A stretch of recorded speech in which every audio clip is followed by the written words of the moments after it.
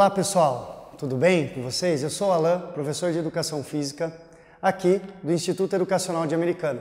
E hoje nós vamos retratar um pouquinho sobre a Educação Física no ensino médio, mais especificamente a Educação Física no Enem. Ah, professor Alan, mas a Educação Física, ela cai no Enem? Ela não é somente atividades práticas? Não, muito pelo contrário. Por trás de todo o movimento existe um conteúdo teórico e as abordagens que dão base para que esse movimento aconteça. Então nós vamos falar um pouquinho hoje sobre uma das principais abordagens relacionadas à educação física, que são a base aí do Enem, tá? No caso, a cultura corporal de movimento. O que é essa cultura corporal de movimento? Nada mais é que o ato de se movimentar pelo um espaço, ou seja, o movimentar-se humano, que é adquirido ao longo de toda a sua história e ao longo de toda a história da humanidade. Quando nós pensamos em movimento, os movimentos em si, eles são característicos com base na expressão cultural de cada país. Vou dar um exemplo muito simples para vocês. No Japão, se você está caminhando em uma praça pública do Japão, você vai ver muitas pessoas praticando karatê, que é um esporte muito popular naquele país. Agora, aqui no Brasil, dificilmente você vai ver alguma pessoa praticando o karatê em uma praça pública. Muito pelo contrário, você vai observar as pessoas jogando ou praticando futebol, né? Que é um esporte particularmente praticado aqui no Brasil.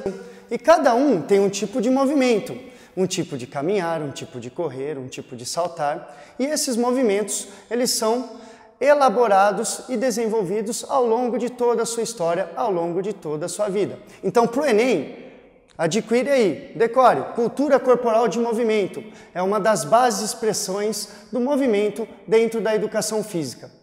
Quando eu falo de Enem e educação física, eu não posso esquecer também do PCN, que são os Parâmetros Curriculares Nacionais, com base no LDB, que são as Leis e Diretrizes e Bases da Educação, e também do ECA, que é o Estatuto da Criança e do Adolescente.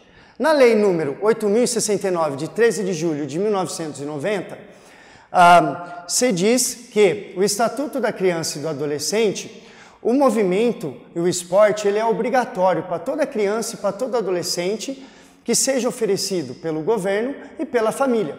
Então, toda criança e todo adolescente tem o seu direito de praticar um esporte ou uma atividade física no intuito da promoção da qualidade de vida, tá?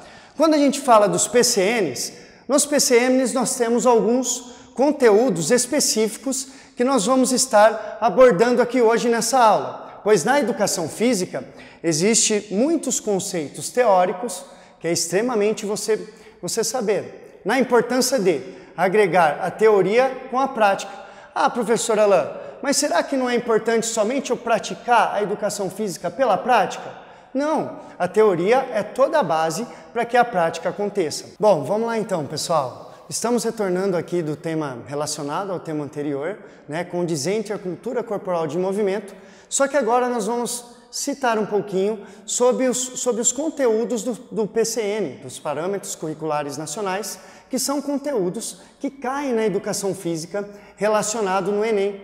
Esses conteúdos são grandes conteúdos que nós dizemos na educação física, que são os jogos, os esportes, as danças, as lutas e as ginásticas. Então agora nós vamos retratar um pouquinho de cada um deles, tá? Começando pelos jogos, né? Quando a gente fala em jogos, os jogos são diferentes dos esportes. Por quê? Os jogos, as regras, elas podem ser modificadas. Um exemplo é da queimada. Em um jogo de queimada, eu posso jogar com 1, 2, até 3 bolas. Pensando nos jogos, os jogos eles estão também relacionados com as brincadeiras. E as brincadeiras, elas vêm do lúdico. Quando a gente cita o lúdico dentro da educação física, quer dizer que o lúdico é a fonte rica e enriquecedora de adquirir o conhecimento. Ou seja, eu vou adquirir o conhecimento brincando. Eu brinco e aprendo o movimento. Por exemplo, num pega-pega simples. Eu tenho diversas capacidades que eu aprendo brincando.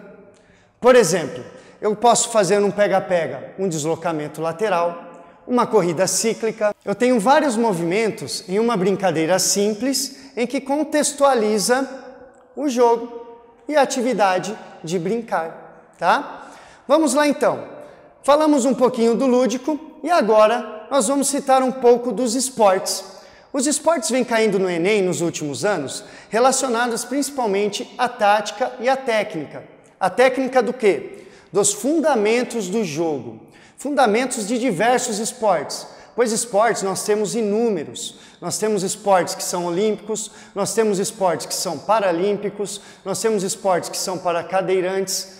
Aqui no futebol nós temos 4 esportes que são muito praticados, que é o futsal, o handebol, basquetebol, o voleibol, mas temos diversos outros pelo mundo. Temos também na Europa um que é muito famoso lá e que poucas vezes a gente pratica aqui, que é o cricket, muito parecido com o bets, que é praticado aqui no Brasil.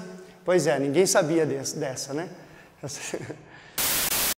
Com relação aos esportes, tem alguns fundamentos técnicos que nós praticamos no dia a dia, durante as aulas, porém, nós não sabemos o conceito dessa técnica. No caso, por exemplo, do handebol, tem um movimento que toda vez que nós jogamos o handebol, nós o realizamos, porém, nós não sabemos a nomenclatura e o conceito dele, que é o ritmo trifácio.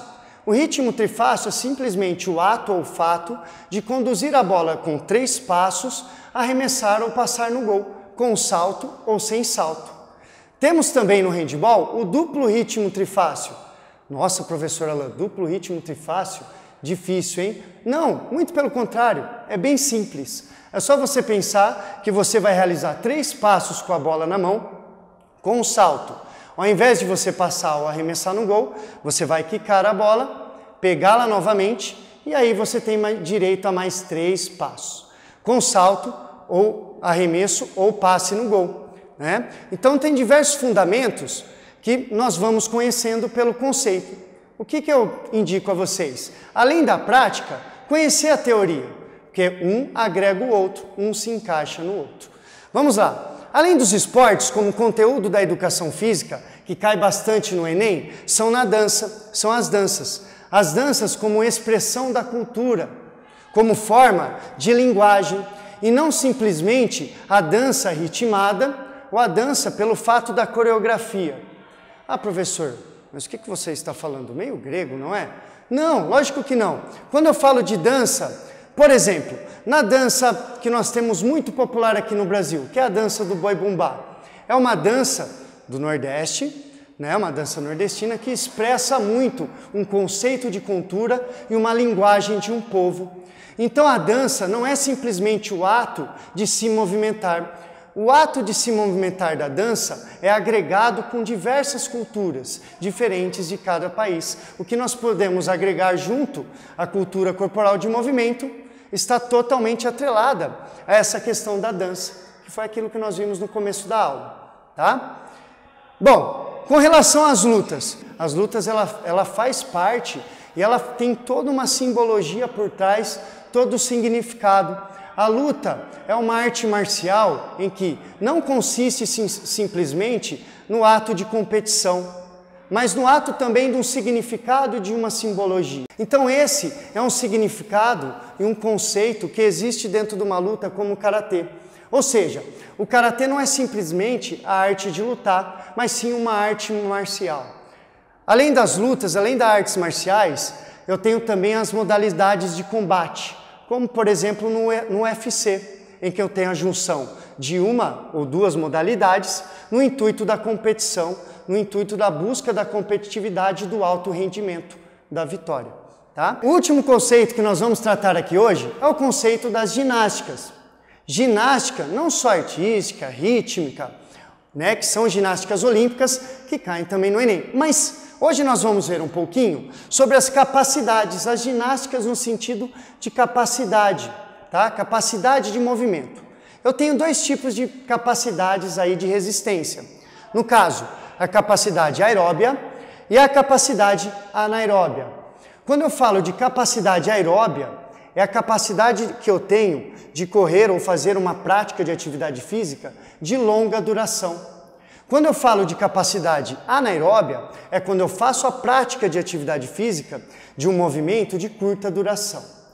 Por exemplo, quando seu pai ou a sua mãe está correndo na esteira na academia, ou até você mesmo que está praticando, você está fazendo uma atividade aeróbia, uma atividade de longa duração.